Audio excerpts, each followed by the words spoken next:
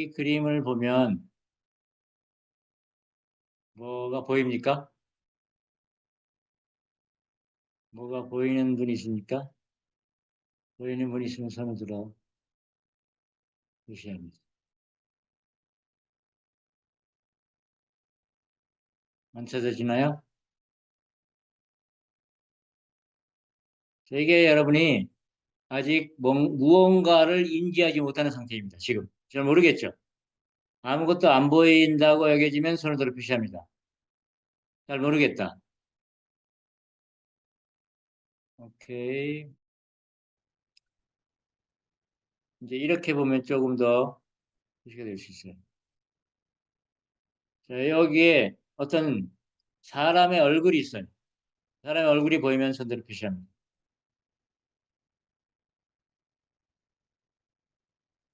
아직 안 보이나요? 보이는 사람. 안 보여요?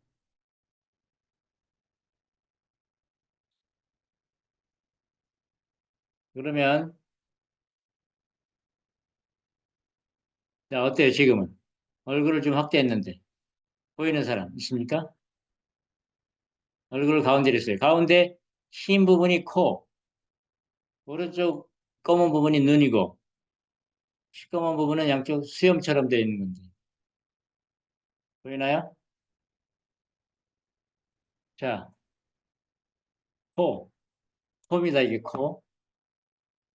이게 눈, 여기 이렇게 얼굴이. 보입니까?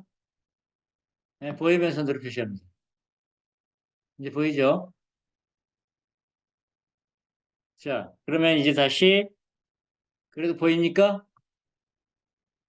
그림이 보이면 손으로 표시합니다. 얼굴이 보이면. 아직 안 보여요? 자, 안 보일 때도 중요하고, 안 보이는 걸 여러분이 기억해 하고 있어야 되고, 보일 때도 기억해야 돼요. 안 보이는 상태가 이 얼굴에 대한 감각 상태인 겁니다. 마음에. 얼굴이 보일 때가 감지 상태예요. 거기다 이제 얼굴이라고 이름 붙이면 이름과 생각의 세계인 거죠. 이제 왼쪽 그림을 한번 보세요. 이 그림. 이 그림에서도 얼굴을 볼 수 있습니까? 얼굴이 보이면 손으로 표시합니다. 오케이. 이제 좀 더 쉽죠? 이건 얼굴을 옆으로 눕혀 놓은 거죠, 지금. 예? 자, 이 왼쪽 그림에서 얼굴이 보이면 손으로 표시합니다. 오케이. 오케이. 보이죠? 좋습니다. 자, 이제 여러분들은 얼굴이 인지되지는 않는 상태에서 인지된 상태로 바뀌었어요. 그러나 내 눈에 들어오는 시각적 자극은 어때요? 변화가 있나요? 이 그림에서 시각적 자극의 변화는 없죠? 네. 자, 이제 보이는 사람은 다시 안 보이는 상태로 갈 수 있나 해봅니다. 얼굴이 안 보이던 상태로 가보세요. 이렇게 되면 손들어 표시합니다. 이렇게 된다면 여러분들은 감각 상태로 가기 쉬웠다 이 말이죠. 자기 마음을. 마음에 힘이 들어가 있는 정보, 거기서 힘을 뺄 수 있는 거예요. 이 오른쪽 그림, 얼굴 그림에서 힘을 빼서 얼굴이 안 보이는 상태로 가버리는 거죠. 자, 그게 어려우면 왼쪽 그림에서 안 보이는 상태로 가보세요. 왼쪽 그림. 이 그림에서 얼굴이 없는 상태로 볼 수 있으면 손으로 표시합니다.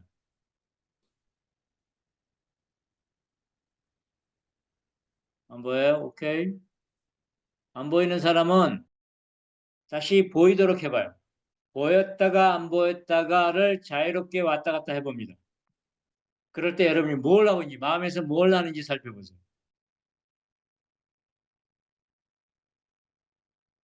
안 보일 때는 여러분의 마음의 데이터, 경험 데이터를 빼버려, 얼굴에 대한 모든 경험 데이터를 빼버리는 거예요. 보일 때는 그 경험 데이터를 끌어와서 투사하는 거예요. 사용한 이 자극과 경험 데이터를 합치시켜서 얼굴로 보는 거죠. 그러나 얼굴로 안 보일 때는 자극은 들어도 내 경험 데이터는 사용하지 않도록 하는 것. 이 상태를 만들 수 있다는 소리예요. 자, 그러면 이것이 뭐가 이렇게 중요한가? 이 말이죠. 이것이 인식 과정입니다. 인식이 일어나는 과정이에요. 이제 그것을 나라는 것에 한번 적용해 보자라는 거예요. 비유를 들자면 나라는 느낌을 얼굴이라고 비유해 보자고요. 비유를 드는 겁니다. 우리가 나라고 느끼는 건 지금 저 얼굴 그림은 여러분의 마음에 떠오른 시각적인 느낌이에요. 맨 처음에 저 그림이 안 보였을 때 그때를 감각 상태라고 그랬죠. 시각적 감각 상태. 지금은 얼굴이 보이니까 그 감각적 자극을 얼굴이라는 형태로 지금 마음에 드러내서 나타났어요. 그걸 우리가 감지라고 했습니다. 그와 똑같이 우리가 지금 마음의 의식적 감각 기관인 마음에 나라는 느낌이 나타나 있다면 지금 저 얼굴이 나타나 있는 겁니다. 그런데 어때요? 일상에서 우리가 나를 느끼지 못할 때도 많이 있죠? 일상에 이것저것 하기 바쁠 때 나를 느끼지 않습니다. 그때는 마음의 자극이 다른 걸로 가득 찼어요. 그런데 이제 누군가 나를 인식하는 다른 사람을 만나면 내가 툭 느껴지죠. 그때가 바로 저 마음의 자극들이 얼굴로 인식된 상태와 같다라는 거예요. 여러분이 자기 자신을 나로 인식할 때는 지금 마음속에 저 얼굴 그림으로 인식된 상태, 얼굴 그림의 조건이 형성된 나타남이라는 겁니다. 그런데 저걸 90도만 꺾어도 어때요? 얼굴이 안 보이잖아요. 왼쪽으로 바라보면. 똑같은 자극인데. 마찬가지로 여러분이 지금 나라고 인식하고 있지만 지금 손바닥을 보면서 손금이 몇 개인지 한번 살펴보려고 주의를 쏟으면 나라는 인식은 사라지죠. 우리 뭔가에 딴 걸 몰두해버리면 나라는 인식은 사라지고 말아요. 내 마음속의 자극은 똑같아도.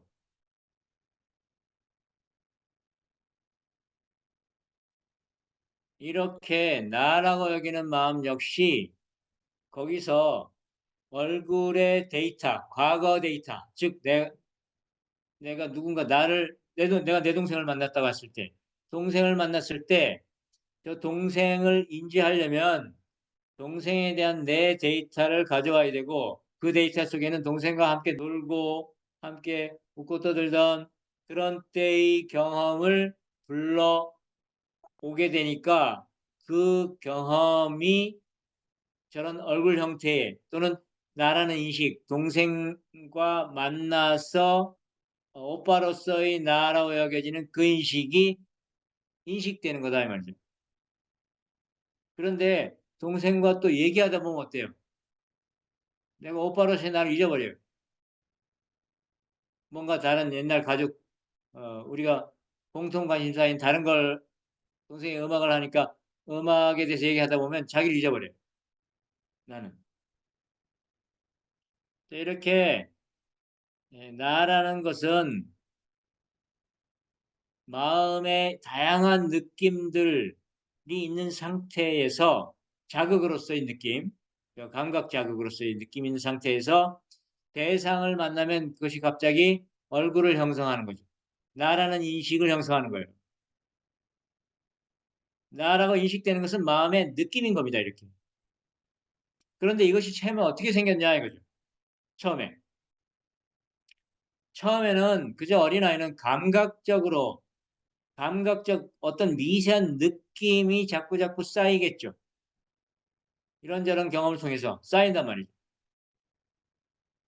우리가 뭐 흔히 얘기했듯이 어린아이가 맨 처음 누워있는데 어? 내가 이렇게 돌아보면 천장과 양쪽의 벽이 다 보이고 근데 그것들은 돌리면 변하고 달라지고 또 엄마가 왔다 가고 아빠가 왔다 가고 이 사람이 왔다 가면 그것들은 다 느끼고 변하고 달라지는데 내 몸을 보면 늘 똑같이 이 몸이 있으니까 이 몸을 기준 삼기 시작하는 거죠. 변치 않는 것에 기준 삼는 거예요. 마음이. 변치 않는 것에 뿌리를 박기 시작하는 겁니다. 맨 처음엔 몸에 뿌리를 박다가 점차 어때요? 마음의 경험, 옳은 경험, 이 컵으로 물을 마시니 어때요? 늘 맛이 편하죠. 물 마시기가 편해요. 손으로 떠먹거나 다른 그릇으로 먹는 것보다 손잡이 있는 컵으로 마시는 게 편하니까 이게 좋네라고 인식되면서 점점 물은 컵으로 마시는 거야라는 어떤 기준이 생겨버리죠. 그리고 물을 손으로 퍼먹는 사람 보면 야, 물은 컵으로 먹어야지. 컵인데 너 뭐 하고 있어? 이렇게 말하면서 너 틀렸어. 내가 맞아라는 가치관과 중요도 기준이 생기면 그것을 움켜쥐고서 그걸 기반으로 세상을 살아갑니다. 그게 바로 나라는 느낌에 붙어 있는 기능이라는 거죠. 그러면서 거기에 나라는 그 기준에 나라는 느낌이 붙는 거예요. 처음에 나가 형성될 때는 막연하고 미미했어요. 그러니까 감각 아까 여러분이 저기서 그림에서 얼굴을 못 봤듯이 그냥 무슨 자극이 있을 뿐이에요. 경험적인 자극이 있는 거죠. 그러다가 점차 얼굴이라는 걸 형성해 가요. 기준이 생긴다 이 말이죠. 저 그 색깔의 자극 쪽에서 어떤 의미를 발견하는 겁니다. 느낌은 항상 뭐라고 그랬습니까? 상이라고 했고 상은 관계라고 했어요. 관계는 곧 의미입니다. 이게 무슨 의미야? 이 뜻은 뭐예요? 그걸 다른 걸로 설명해 봐라 이런 뜻이죠. 이게 컵이야 그러면 컵이 뭔데? 컵은 물을 퍼서 마시는 거야. 물을 담아서 마시는 거야라는 다른 말로 설명하는 거죠. 물과 연계되고 손과 연계되고 마신다와 연계돼서 컵을 설명하잖아요. 이게 컵의 의미는 바로 관계입니다. 의미는 관계고 거기서 어떤 느낌이 형성돼요. 나라는 것도 마찬가지죠. 기준이 형성되면 그 기준을 가지고 자꾸 쓰다 보니까 저쪽 기준과 이쪽 기준이 대척되고 부딪히고 다르고 하니까 근데 나는 이 기준 갖고 살아왔는데 이게 편했어요. 저 사람의 기준은 내가 저 사람의 경험을 안 했으니까 잘 몰라요. 그러면 내 경험이 옳아라고 얘기하게 돼 있는 거죠. 나는 이걸 해봤으니까. 그런 것들을 에다가 중심 삼기 시작했어요. 그리고는 이름을 붙이기를 나다 이렇게 이름 붙이는 거죠. 그리고 거기에 어떤 느낌이 생겨요. 주체의 느낌이 생기는 거죠. 중심이 되는 느낌. 이런 것이 형성돼서 지금 저 자극들, 시각적 자극 속에 얼굴 그림이 형성되듯이 수많은 의식적 느낌들을 의식적 경험이 만들어낸 느낌 속에서 의식적 자극이죠. 자극 속에서 어떤 얼굴과 같은 어떤 의미 관계, 경험들끼리 의미 관계가 형성되면서 거기다가 기준을 삼고 나라는 이름을 붙이게 됐다 이 말입니다. 그렇게 이 순간 느껴지는 나라는 것 인식도 지금 처음에는 그걸 느낌으로 느끼지 못하다가 그저 감각적이었어요. 맨 처음에는 어린 나이가 나라고 느끼. 그래서 나가 형성된다고 말하는 겁니다. 나는 원래부터 있지 않았어요. 나라는 것은. 근데 점차 그것이 느낌으로 느껴지지 못하다가 살펴보고 의식적 감각을 사용하고 반복하면서 거기 드디어 나라는 느낌을 형성하기 시작했다. 나라는 느낌이 있는 것으로 인지하기 시작한 겁니다. 중심이 먼저 형성돼요. 경험적인 중심이. 그러면서 그걸 우리가 나로 인지하기 시작한 거죠. 대상에 대비된 나로. 그게 바로 아까 얼굴 그림을 보고 얼굴이라고 보지 못하다가 못 느끼다가 나중에 시각적으로 얼굴로 느끼게 된 것과 유사한 것입니다. 이렇게 의식 감각적인 상태는 이거는 시각적 감각 상태라면 지금 말하는 건 의식적 감각 상태입니다. 의식적 감각 상태는 어린 나이 때와 지금이 다르지 않지만 감각 상태니까 시각적 자극이 얼굴을 보는 사람과 보지 않는 사람이 아무 차이가 없듯이 의식적 감각 상태는 지금 어린 나이와 지금 성인이 된 여러분과 아무런 차이가 없단 말이에요. 의식적 감각 상태로 내려가면. 그런데 의식적 감지 상태로, 즉 느낌을 보는 상태로 나오면 그때 나라는 게 인지된다 이 말이에요.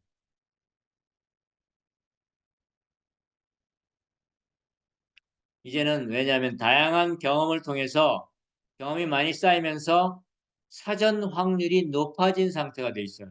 베이지안 추론의 방식으로 설명하자면 어린아이는 사전 확률, 즉 기존 경험이 없어요. 저걸 무엇이라 비가 60% 오겠네라고 사전 확률을 말할 데이터가 없어요. 어린애는. 그러니까 내일 비가 한 60% 정도 올 가능성이 있는데 라고 말할 수 없는 것이에요. 지금 똑같은 감각적으로 느껴도 날씨가 흐리고 바람이 불고 습기를 느껴도 어린애가 내일 60% 비가 오겠는데 라는 감지적 인지를 못한다 이 말이에요. 데이터가 없기 때문에. 그런 아이는 그래서 나라는 느낌도 인지하지 못한단 말이에요. 나가 작동은 조금씩 시작했어요. 기준 삼아서 걔가 걸을 거고 뭐 배고플 땐 먹을 거고 목마를 땐 물을 마실 거 아닙니까? 그리고 뭔가 몸에 싫은 것이 다가오면 싫어라고 말할 거 아니에요? 그러나 나를 아직 명료하게 인지를 못해요. 점차 그 기준을 반복적으로 쓰면서 중심 삼으면서 드디어 나 얼굴을 인지하듯이 나라는 걸 인지하고 있다.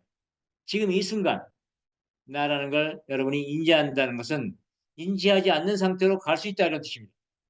얼굴 없는 상태로 갈 수 있다 이 말이에요.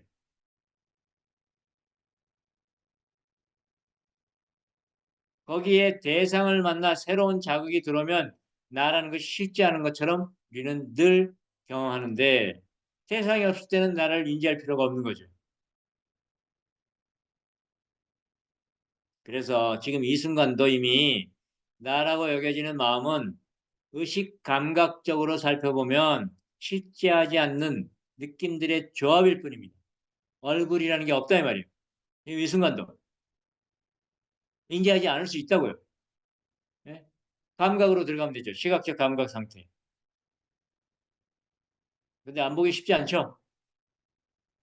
얼굴을 안 보는 쪽으로 가기 쉽지 않을 겁니다, 아마. 왜냐하면 얼굴이 한번 보이면 우리 마음은 이미 관계지었기 때문에 그 관계에서 벗어나지가 않는 거예요. 마찬가지로 나라는 느낌에서도 벗어나기가 이렇게 힘든 거예요.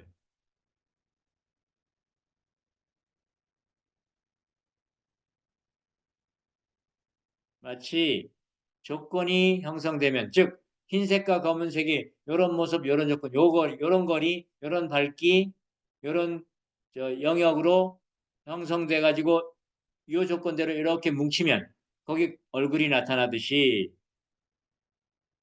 우리가 나라고 느껴지는 느낌이 나타나는 과정은 조건은 대상을 만났을 때 그리고 그 대상으로부터 어떤 느낌을 느꼈을 때 그때 주체감으로서의 나라는 느낌도 나타나게 되어 있다는 인지된다는 거예요. 무엇에 의해서? 여러분의 비개인적인 인식 기능, 비개인적인 주체에 의해서 주체라고도 할 수 없는 비개인적인 의식 작용에 의해서 나라는 것 역시 대상이라는 것 역시 나와 대상 사이의 느낌이라는 것 역시 다 그것에 의해서 인지되고 있는 겁니다. 그런데 나라는 느낌에 더 동일시되어 있는 거죠. 그걸 중심으로 삼아버리는 겁니다. 마음이 습관적으로 오래도록 그렇게 살아온 거예요. 그래서 내가 중요하다고 여기고 내가 옳다고 여기는 걸 누가 건드리면 화가 나고 슬프고 괴롭고 짜증나고 두렵고 그런 겁니다. 내 인식의 차원에 나타난 그림과 같은 거예요. 나라는 인식. 그냥. 마치 색깔의 자극을 받고는 있지만 아직 얼굴이 나타나지 않아 모르는 상태였던 것처럼 그러나 이제 기존 경험이라는 조건이 형성되어 나라는 얼굴이 보이기 시작하면 더 이상 보이지 않던 상태로 돌아가기가 너무 힘든 겁니다. 그래서 여러분들이 믿지 못하는 거예요. 나라는 게 없다라고 말하면. 나라는 건 실제하지 않는 거다. 이렇게 말하면 안 믿어지는 겁니다. 너무 어려워요. 저기 얼굴이 없다 이렇게 말하면 안 믿어질 거 아니에요? 내 눈에 보이는데. 근데 눈에 보이는 게 아니에요, 저기. 내 경험적 데이터가 수사돼서 감각 자극과 조합되어서 지금 보이는 거예요. 그런데 우리는 감각 상태로 돌아가는 법을 배웠습니다. 시각적 감각 상태로 돌아가기 배웠죠? 사물을 보면서 이 사물에 자극으로만 보는 법을 배웠습니다. 거기서 주의만 빼면 되죠. 정보와 에너지만 빼면 돼요. 그와 똑같이 여러분의 지금 여러분이 나라고 느끼는 느낌을 한번 잡아봅니다. 자, 눈을 감고 나라고 느껴지는 그 느낌을 잡아보세요. 느낌이 잡히면 손을 들어 표시합니다.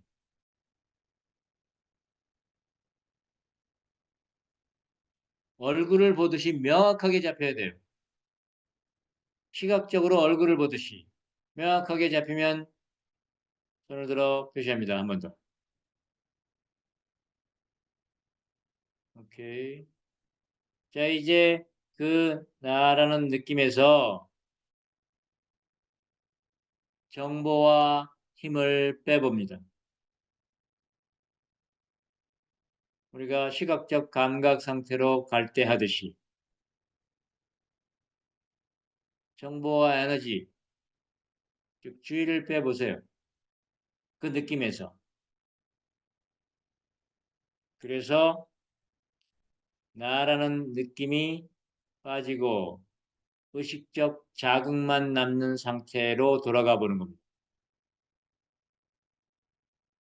그것이 되면 손을 들어 표시합니다.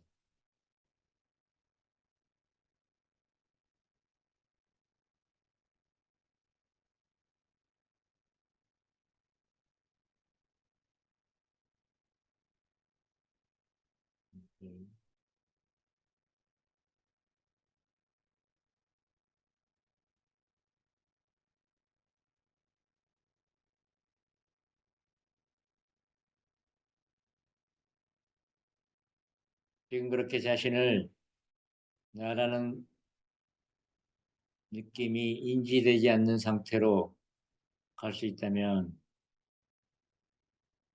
그게 바로 의식적 감각 상태라고 할 수 있습니다. 의식적인 자극은 있는데 무엇이라는 인식이 없는 상태.